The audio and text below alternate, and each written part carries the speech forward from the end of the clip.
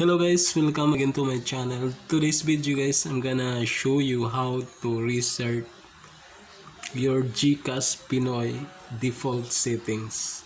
So sometimes kasi guys, hindi natin namalaya na pindot natin yung remote, nagiging Chinese or whatever yung language. So ang gagawin lang natin guys, pindutin mo yung menu guys. Under sa menu may installation, system settings, channel manage, and system information. So under sa system setting guys, i-okay mo siya.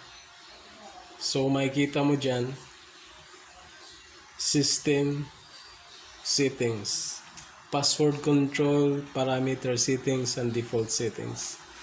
So pindutin mo yung default settings at yan lalabas yung enter pin. So ang pin nito guys ay 4 na 0. So enter mo yung 4 na 0.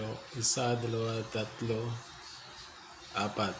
So automatically mag-reset siya guys into normal. So press mo yung OK at yan babalik siya sa dati niyang menu. So mag-loading siya guys, yung mga channel, yung lahat ng settings siya babalik sa dati. So hintayin mo lang mag-loading at babalik na sa normal yung Gsat. At yun guys, bumalik na siya. So ngayon kung nag-Chinese man siya, hindi mo siya mababasa. Pinutin yung menu, may 4 na option siya sa main menu. So sa Chinese kasi guys parang iba-iba siya. So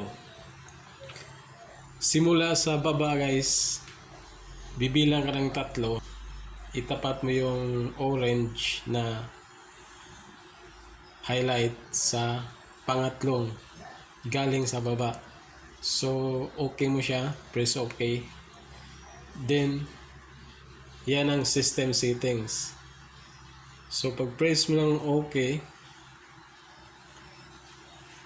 yung pinakahuli yun ang default settings.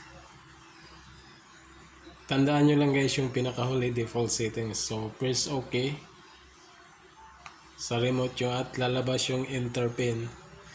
So enter mo yung 4 na 0, 1, 2, 3, 4. At yan, press OK.